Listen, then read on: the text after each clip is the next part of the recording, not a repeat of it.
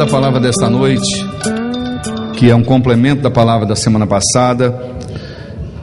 O tema é este: 6 padrões a serem alterados para o estabelecimento de uma nova conquista. E na semana passada eu comecei falando sobre uma frase do Dr. Norman Vincent Peale. Ele disse que a fé cristã tem o pendor para as grandes coisas. O seu propósito principal, o propósito principal do Evangelho é fazer as pessoas tornarem-se grandes, maiores do que sempre sonharam que seriam, maiores que suas doenças, maiores que suas fraquezas, que seu ódio, que seu preconceito, do que suas derrotas, maiores do que aquilo que elas sempre sonharam que podiam ser. Com esta frase do Dr. Norman Vincent Peale, eu quero ratificá-la, declarando a você que o Evangelho de Jesus Cristo é poderoso para nos colocar em posições de destaque na vida. O Evangelho de Jesus Cristo, antes de operar na nossa vida, a primeira coisa que o Evangelho faz é dar dignidade a todo filho de Deus. O Evangelho de Deus, ele opera, e a sua primeira operação é trazer dignidade a todo ser humano que se encontra com Jesus Cristo. Eu fico pensando que nós, como igreja, recebemos muita gente fraturada, pessoas que estão feridas e tão profundamente feridas que elas não conseguem mais sonhar. Foram arrebentadas, foram arruinadas e hoje elas não têm mais condições de sonhar. Mas o Evangelho de Jesus e sua pregação é capaz de sarar todos os traumas, todas as lesões e todas as dúvidas e dificuldades que esta pessoa que foi ferida pela vida pode encontrar, vai encontrar no Evangelho de Jesus Cristo. Porque há pessoas que se submeteram a modelos mentais completamente deformados e estão hoje completamente desfocadas da vida. E o Evangelho de Jesus vai recuperar esse ser humano, seja ele você, seu vizinho, ou seja lá quem for. O Evangelho recupera o homem de tal maneira que, passado algum tempo, você não é capaz de acreditar que aquele que iniciou na fé é agora este homem que então vive de glória em glória e de triunfo em triunfo. É a operação do Evangelho. Semana passada, um dos padrões que eu sugeri que fossem alterados é uma palavra de Deus a Abraão, no capítulo 12, versículo 2. Quando o Senhor chama Abraão e diz: a ti farei, ou de ti farei uma grande nação, e te abençoarei, e te engrandecerei o nome, se tu uma bênção. Escuta uma coisa, irmãos, nós fomos chamados para sermos bênçãos para a vida de outras pessoas. Se hoje você entra no Evangelho vivendo uma vida limitada demais, e tudo que você precisa é ser abençoado de alguma forma por alguém, entenda uma coisa: à medida que o Evangelho de Jesus recupera você, restaura você e transforma a sua vida, este Evangelho tem uma missão na sua vida: transformar você numa pessoa abençoadora. Se hoje você depende de alguém, o Evangelho operando na sua vida vai fazer você crescer de tal maneira que as pessoas ao seu redor é que dependerão de você, porque o Evangelho tem este pendor: fazer de você uma bênção. Muito bem, quero hoje então falar sobre o segundo patamar de mudança, e ele está em Gênesis capítulo 17, versículo 1. Se você tem uma Bíblia e deseja ler comigo, Gênesis 17, 1. Quando atingiu Abrão a idade de 99 anos. Quem tem mais de 99 anos aqui? Tem? Tu tem, Joana? Mais de 99? Nem parece. Nem parece. Apareceu-lhe o Senhor e disse-lhe: eu sou o Deus Todo-Poderoso, anda na minha presença e ser perfeito. Ponto. O anjo aparece para Abraão, diz que o Senhor estava lá, e diz para Abraão: Abraão, seja um homem perfeito. Há um evangelho de condenação e de acusação, que tudo o que você ouvirá deste evangelho é que você nunca será aperfeiçoado. Esse evangelho agrava a nossa carne, denuncia o nosso pecado, mas não recupera a nossa vida.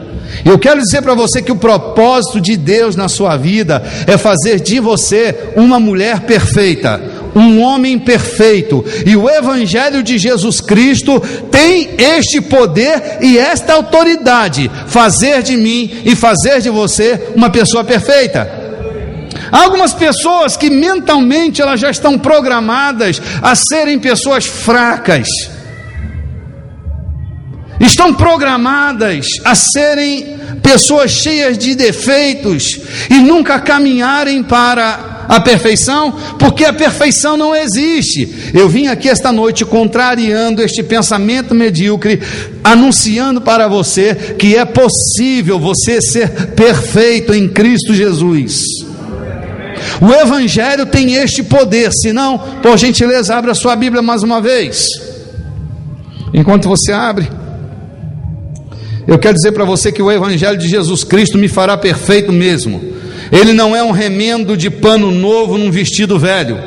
Ele transforma mesmo a vida de uma pessoa. O evangelho de Jesus não é um placebo, ele é um agente transformador na vida da pessoa. Colossenses 1:28. Porque pode ser que você conheça gente que nunca é mudado e você diz: fulano nunca é mudado, já está 300 anos na igreja, não é mudado. Mas não é mudado porque não se submete ao evangelho, porque o evangelho recupera, transforma de verdade a vida de uma pessoa.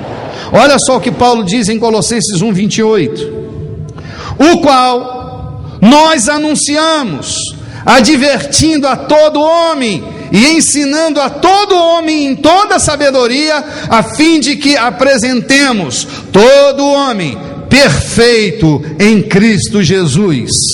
A pregação do evangelho faz com que todo homem possa ser apresentado perfeito diante de Deus. Se a sua mente não se abrir para isto, o evangelho será só uma estrutura religiosa que você faz parte, e o evangelho não faz parte desta engrenagem religiosa. O evangelho é o poder de Deus para transformar a vida de um homem. Se um psiquiatra não der jeito, se o psicólogo não der jeito, se o psicanalista não der jeito, se o cirurgião não der jeito, Jesus Cristo dá jeito na vida de um homem.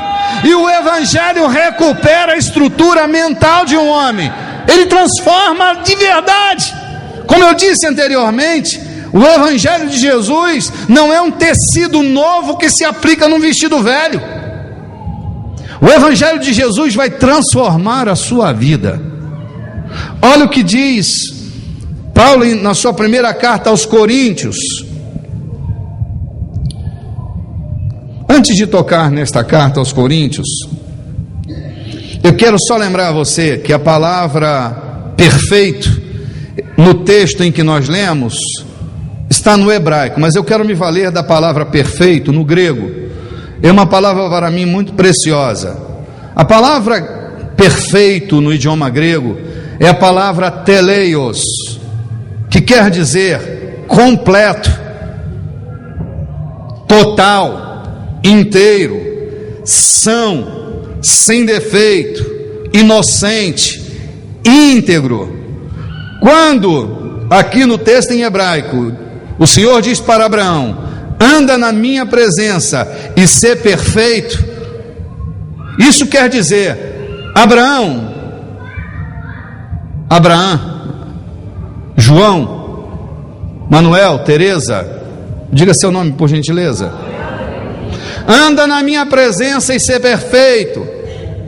Abraão é a representação de uma nova raça em Deus, de homens obedientes à palavra. E ele disse para todo homem semelhante a Abraão: seja completo, seja total, seja inteiro, seja ação, seja sem defeito, seja íntegro. Esta é a proposta de Deus para a nossa mente, para a nossa maneira de viver e de pensar. Este é um padrão que Deus espera de nós. Irmãos, escute, Deus espera de nós que nós sejamos perfeitos. Vira para o lado, diga para a pessoa que está próxima a você, diga: seja teleios, íntegro, perfeito. Esta é a vontade de Deus para a sua vida. Não sei se alguém já perguntou para você assim: eu não sei o que Deus quer da minha vida. Já alguém perguntou? Eu vou dizer para você: Deus quer que você seja perfeito. Ei, gente, acabou a época de ser cristão pela metade. Acabou isso. A graça de Deus declara logo quem você é. Nós não estamos mais na época de vivermos uma religião cristã. Nós somos chamados para viver a plenitude do Evangelho. Fomos chamados para viver a integralidade do Evangelho. Fomos chamados para viver esta perfeição. Nós fugimos de pessoas que não são perfeitas. Nós não gostamos das pessoas que não são perfeitas. Elas tendem à hipocrisia. Elas não vivem um evangelho de cabeça. Elas não metem a cara no evangelho. Elas só querem uma religião para satisfazer um certo pendor religioso que elas têm. E isto não é mais possível, porque em Cristo Jesus nós seremos transformados de verdade. Jesus Cristo não é uma religião. Ele não é um altar para sacrificar alguma coisa. Em Jesus Cristo a vida de um homem é transformada por inteiro. Acabou a época em que as pessoas olhavam para nós e por causa do corte do cabelo, da roupa que nós vestimos, diziam: é crente. Por quê? Porque parecia doente. A gente não sabia se o cara era doente ou se era crente.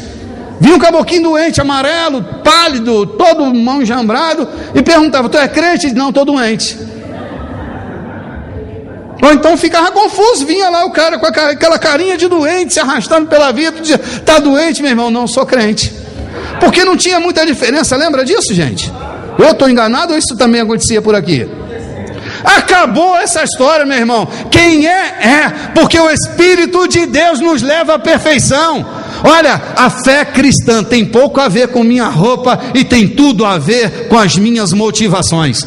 Escuta uma coisa: se o Evangelho entrou em você e não transformou as tuas motivações, se o Evangelho entrou em você e não transformou o terreno motivacional, desconfie que ele não entrou. Porque quando o Evangelho entra em nós, quem mentia não mente mais. Antes, diz a verdade, cada um com o seu próximo. Quem roubava, amigo, quem roubava não vive do lucro secundário do roubo. Há muitos que não usam mais droga, mas continuam vivendo da droga, dando um testemunho ali, ganhando dinheiro, dando testemunho ali, ganhando dinheiro, dando testemunho ali, ganhando dinheiro. A droga continua dando lucro, um lucro secundário, mas continua dando lucro para o caboclo. Quem é você? Sou ex-viciado. É uma nova casta de crente. Você, sou ex-traficante, sou ex-prostituta, sou ex não sei o que. Meu irmão, se é ex, deixa passar, tu não é mais nada disso. Você é uma nova criatura em Cristo Jesus. É isso que você é. O status agora é ser um ex. Eu sou ex-miss gay. Imagina um cara como eu, ex-miss gay. Você tá louco, rapaz? Não, nunca fui gay, amigo, jamais. Não tem nada disso. Não, ainda que seja, se foi transformado, foi transformado. O que eu estou te dizendo aqui não é uma questão de preconceito contra o mundo gay. Não é isso que eu estou querendo colocar aqui. Não estou me expondo desta maneira. Eu estou dizendo para você que aquilo que passou na nossa vida, passou. Há coisas na minha história que eu não quero nem me lembrar. Às vezes eu falo para você daquele cigarro de maconha que eu fumava, só para você entender que o Evangelho transforma, mas Aquele cigarro de maconha não me dá mais lucro, me dá vergonha. Outro dia, eu estava no bairro onde eu fui adolescente, e eu estava numa loja olhando os sapatos, e eu olhei para uma moça que foi da mesma faixa etária que eu, e eu senti tanta vergonha ao me lembrar da coisa louca que eu fui no meu passado, que eu abaixei a minha cabeça, não deixei nem ela me ver, porque eu teria que justificar que eu fui transformado e contar uma história lá do fundo do baú. Ela não ia acreditar, porque aquela loucura toda não podia ser transformada. Só que o Evangelho entrou dentro da minha vida como entrou na sua. E o Evangelho recupera até nossa mente. Irmão, minha mente estava condicionada a pensar só maldade. Quando o Evangelho entrou, aquela caracada toda que estava na minha mente foi transformada. Arrancou. Eu posso pensar em bondade, eu sou livre para ter bons pensamentos, eu não maquino a maldade de ninguém mais, eu fui recuperado pelo Evangelho de Jesus Cristo. É o que eu estou te dizendo, há uma chance para mim, há uma chance para você. A gente não tem que viver maquiado, porque o Evangelho não tem a finalidade de nos maquiar. O Evangelho tem a finalidade de nos transformar, e Ele fará isso se você der uma chance para o Evangelho de Jesus. Transformará você. Foi o texto que eu sugeri?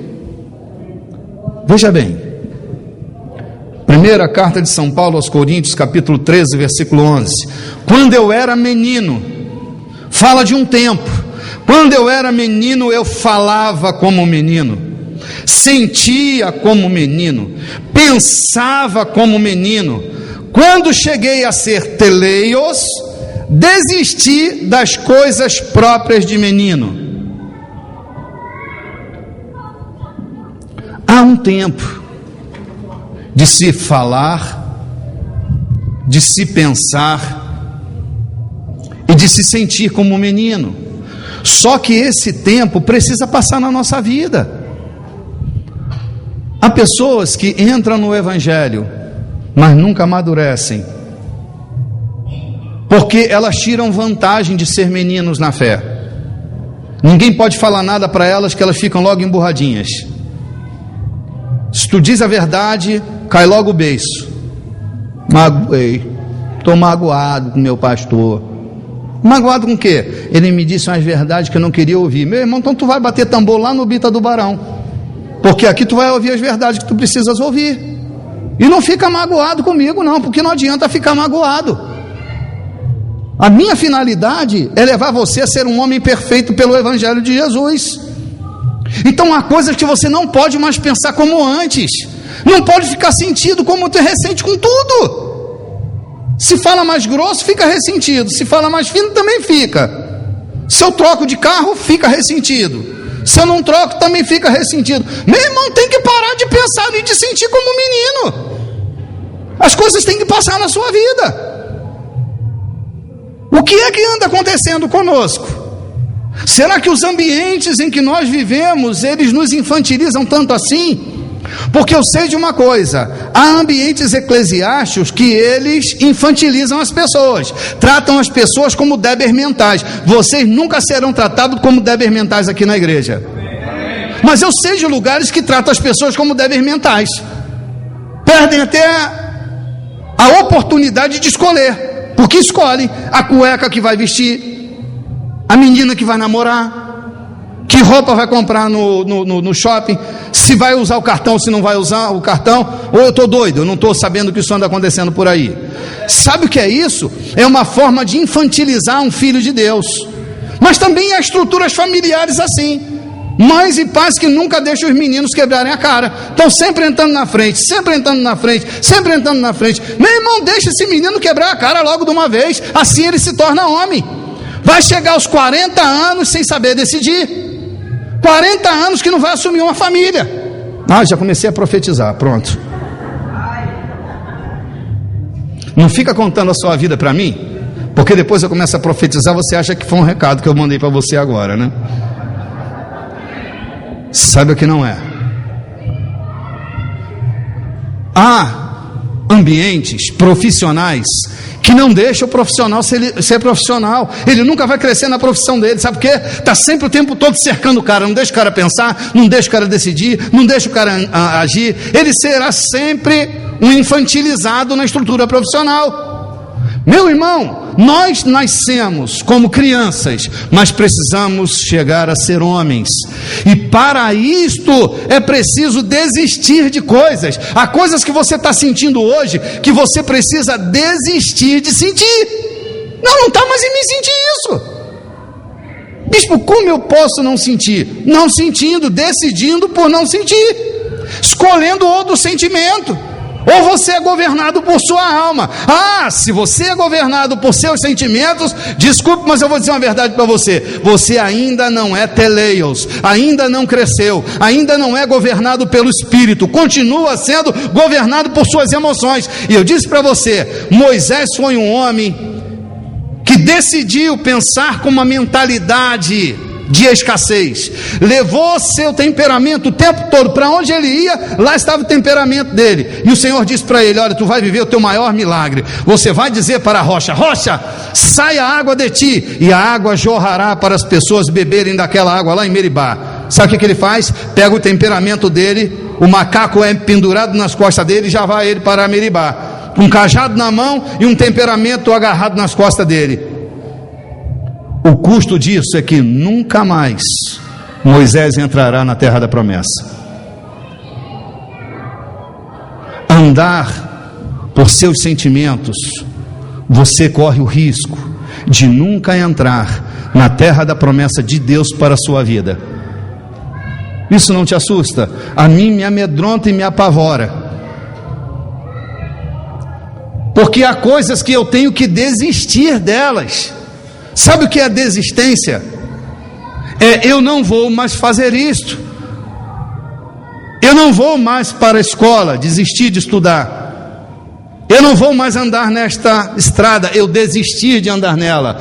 Há coisas, irmãos, que se nós não desistirmos delas, estas coisas serão armadilhas montadas, históricas armadilhas, que vão nos prender, nos manipular e nos destruir ao longo da nossa caminhada. Se desejamos nos tornar maduros, porque Paulo diz: quando eu me tornei um homem maduro, eu desisti das coisas de menino, ou seja, de falar como menino, de sentir como menino e de pensar como menino. 50 anos de idade, e seu arquétipo mental só está telenovela. Sabrina, pensa como Sabrina. Sabe o que é Sabrina? Uma revistinha de romance de menina. Pensa como Sabrina, sonha como Sabrina, fala como Sabrina, se veste como Sabrina. Desista, você não vai chegar a lugar nenhum, Sabrina, desse jeito. Há coisas que precisam mudar na nossa vida. Só tem um jeito: se você desistir delas. Desista de falar como um menino fala. Tua linguagem é sempre a mesma complicada de sempre, falando como menino o tempo todo. Não tem outro assunto, é sempre a mesma aquela coisa de menino. Precisa desistir de coisas que você anda falando, desistir de coisas que você anda sentindo, e desistir de coisas que você anda pensando. Senão você nunca conseguirá se tornar um homem maduro. Eu me lembro que eu estava pregando sobre esse texto mesmo, e eu criei uma cena. Eu botei uma pessoa adulta com um lençol vestido como uma fralda, dentro de um carrinho de mão, 2 litros de Coca-Cola e uma embocadura de chupeta, e a pessoa foi trazida para o púlpito desse jeito. Eu até pensei em fazer, mas achei que não ia aparecer ninguém aqui para se fazer como essa figura dantesca. O choque daquela imagem refletiu exatamente o que eu quero transmitir para você nesse primeiro capítulo. Gente, nós estamos às vezes nos tornando ridículos e nem percebemos. Tem gente que você não aguenta mais conversar com ela. Toda vez que começa a falar de: meu Deus, que linguagem ridícula. Não consigo mais falar. Tem assim alguém, não está bem longe de você, assim, alguém que está bem longe de você. Tem alguém? Não dá mais para conversar? Quando começa a pensar, meu Deus do céu, por que está pensando isto? Há tantas coisas lindas para pensar, só pensa naquilo. Você cresceu, precisa mudar sua linguagem, precisa mudar seus pensamentos e também mudar seus sentimentos. Se você é perfeito em Deus, precisa ser guiado pelo Espírito e não mais pela alma. Há coisas que eu tenho que decidir por meus sentimentos. Eu decido não sentir mais isso. Como isso pode acontecer? É que você é muito natural, ainda não sabe governar sobre seus sentimentos, porque é natural demais, não cresceu no Espírito. Não estou querendo envergonhar você, estou dizendo para você que uma pessoa que não cresce em Deus, não é maduro, não é teleios, não tem autoridade sobre seus sentimentos. Olha, quanta gente está se apaixonando por gente errada aqui, gerando paixão que nunca podia gerar. Quem pode dominar meu coração? Você é doido, quem é que pode mais? Se você não dominar, quem pode dominar? Não consigo dominar meu coração, porque você vive de sentimento, não governa a sua vida, é governado pelos seus sentimentos. Estou falando de gente perfeita, porque o Evangelho quando entra, meu irmão, o Evangelho quando entra dentro de nós, até os nossos pensamentos vãos serão modificados e transformados. Começa a conversar com um homem espiritual, com uma mulher espiritual, você fica assustado. Meu Deus, que nível que essa pessoa está? Só sabe salmodiar, não fica de lero-lero. Já sabe do preço do feijão? Meu irmão, quando o feijão está caro, o espiritual olha para o preço do feijão e diz: vamos governar sobre as colheitas deste ano, vamos declarar abundância na colheita, o feijão vai baixar de preço, porque se há algum tipo de lavoura destruída, nós vamos por meio da oração abalar isso, nós vamos prosperar essa lavoura, nós vamos tocar no coração dos donos de supermercado que andam achacando a multidão, nós vamos orar, vamos interceder. Fica até meio difícil um carnal conversando com o espiritual, porque o carnal não discerne coisa alguma, mas o espiritual discerne tudo e por ninguém é discernido. Quem conhecerá a mente do Senhor? Paulo diz, diga nós temos a mente de Cristo. A mente de Deus discerne tudo. Diga, a mente de Deus discerne tudo, por ninguém é discernido. Se a mente de Deus que discerne tudo, e esse Deus está dentro de você, a mente de Cristo que está dentro da sua vida, governando sobre seus pensamentos, pode levar você muito mais além daquilo que você tem vivido e ido até o dia de hoje. Há um estágio, há um nível, há um padrão que Deus espera de mim como um crente, que Deus espera de você como um crente. É uma expectativa que Deus tem de nós. E nós vamos chegar lá para a glória de Deus. Ora, nós não temos recebido o Espírito do mundo, e sim o Espírito que vem de Deus, para que conheçamos o que por Deus nos foi dado gratuitamente.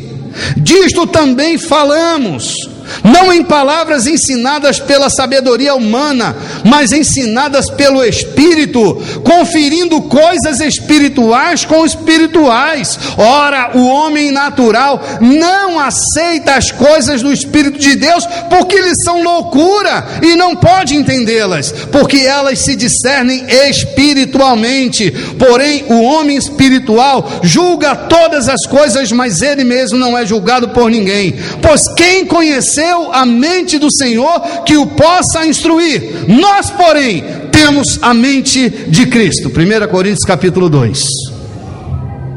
Compreende, gente? O que é que Deus está esperando da sua mente? Que ela seja desobstruída, que ela seja sarada, que você não seja mais escravo dos seus pensamentos. Quantas vezes estamos vivendo uma subvida porque nos tornamos reféns dos nossos próprios pensamentos? E nem sempre estamos pensando coisas do Espírito. Às vezes estamos cogitando da carne e reféns de pensamentos que estão na carne. E se eu me torno refém de um pensamento da carne, eu vou me comportar de acordo com esse pensamento que eu desenvolvo dentro de mim. Tem alguém aí me ouvindo? Diga amém. Nós temos, diga nós. Quem somos nós? Eu e você. Eu e você. Temos a mente de Cristo. As pessoas, ao olharem para nós, elas não têm que estar com raiva de nós, pensando mal de nós. Tem gente que está tão ferido na sua mente, que quando as pessoas começam a olhar para elas, elas estão assustadas, se sentem oprimidas. O que está acontecendo? Meu Deus, estão olhando para mim.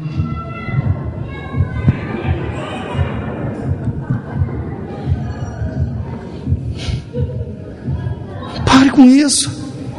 Eleve seus pensamentos. Diga, os pensamentos de Deus são mais altos do que os pensamentos dos homens. Isso foi dito lá na velha aliança. Na nova aliança, nós conquistamos o que os da velha aliança não conquistaram: a mente de Cristo, para descobrir o que é que o Espírito anda pensando. Esse que transita pela mente de Deus, o que é que ele anda pensando? Deus nos elevou na nova aliança. O cálice que vamos beber e o pão que vamos comer é uma declaração pública de que Deus nos elegeu para termos novos pensamentos. Deus nos elegeu para vivermos num novo padrão. Nós não somos crentezinhos de Araque, nós somos os remidos, lavados e selados pelo sangue do Cordeiro, Jesus Cristo, Filho de Deus. Esses somos nós.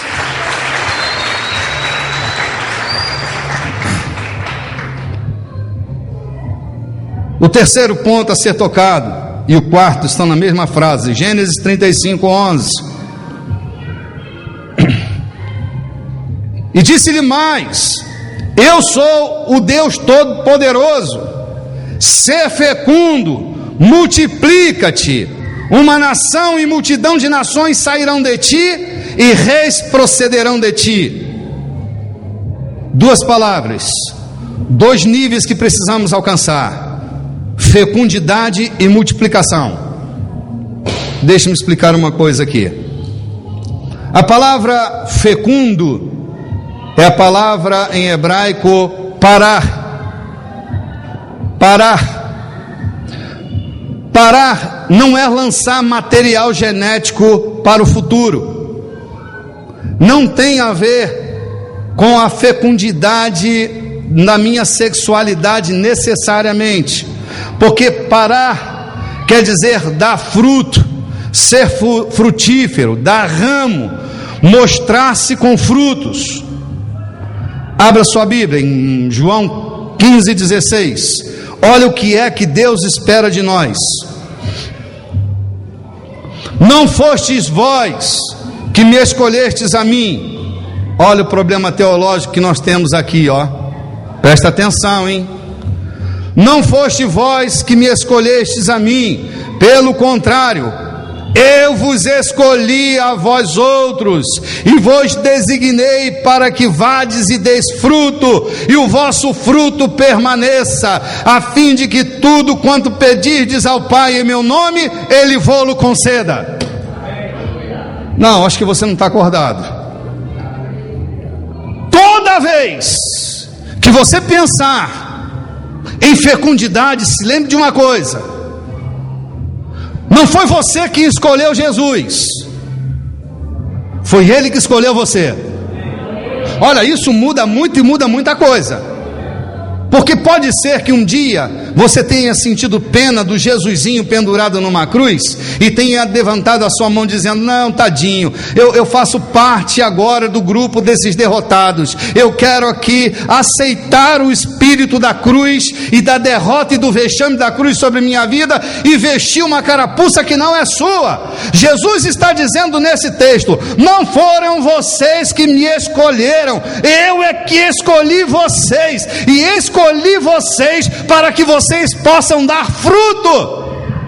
A escolha de Jesus por nós foi a escolha para que nós nos tornássemos pessoas fecundas, que nós frutificássemos na vida. A gente não precisa viver debilitado, a gente não precisa viver sem ter o que mostrar, porque Deus nos colocou em Cristo Jesus para que a nossa relação com Jesus possa adubar e fertilizar a nossa vida. Você agora, no Evangelho de Jesus Cristo, recebeu o dom, a inclinação, o pendor para a frutificação. Você é uma pessoa frutífera, sim.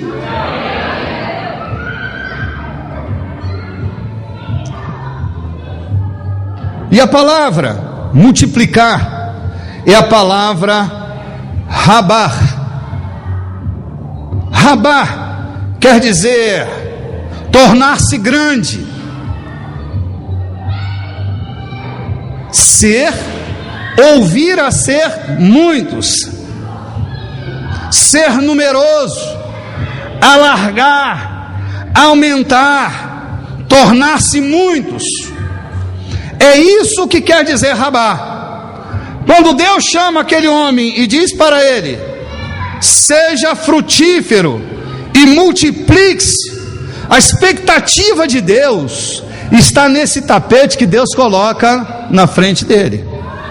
É como se Deus desenrolasse o tapete vermelho e colocasse na frente de João. João, seja fecundo,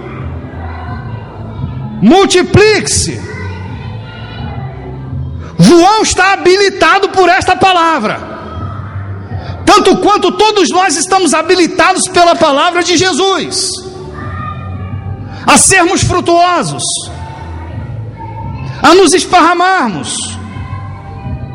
Uma pessoa que não tem filhos não precisa morrer frustrado, porque você pode frutificar de muitas maneiras. Quando Deus coloca esse tapete vermelho e diz: agora você seja isso, porque você foi criado para ser isso. Diga para a sua mente: minha mente. Não, fale com autoridade: minha mente. Receba esse conhecimento. Você recebeu uma ordem de Deus para frutificar, para ser fecundo. Então seja fecundo. Se eu posso profetizar esta noite para você, eu digo para você, sem medo de errar, ou de ser uma profecia de meia boca, porque eu estou alinhado com esta palavra para profetizar segundo o modelo desta palavra.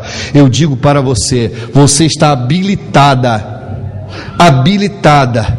Pode ser que você viva grandes dramas sociais, pode ser que você viva grandes dramas domésticos, pode ser, meu irmão, que você viva debaixo da fúria doméstica. Eu anuncio para que o seu espírito seja agora impactado, marcado pelo espírito desta profecia. Você está pela palavra daquele que te criou, habilitado para frutificar, para ser fecundo. Esta palavra é sua. Possua esta palavra e deixe essa palavra possuir você. Não tenha medo de negociar na segunda-feira. Não vai entrar no mercado de cabeça baixa, porque você está habilitado para crescer, para se expandir, para ser numeroso, para ser abençoado. Esta profecia é sua. Receba esta palavra no nome de Jesus.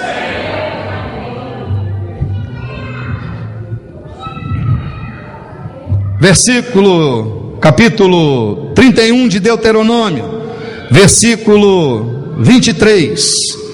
Também 2 modelos a serem alterados.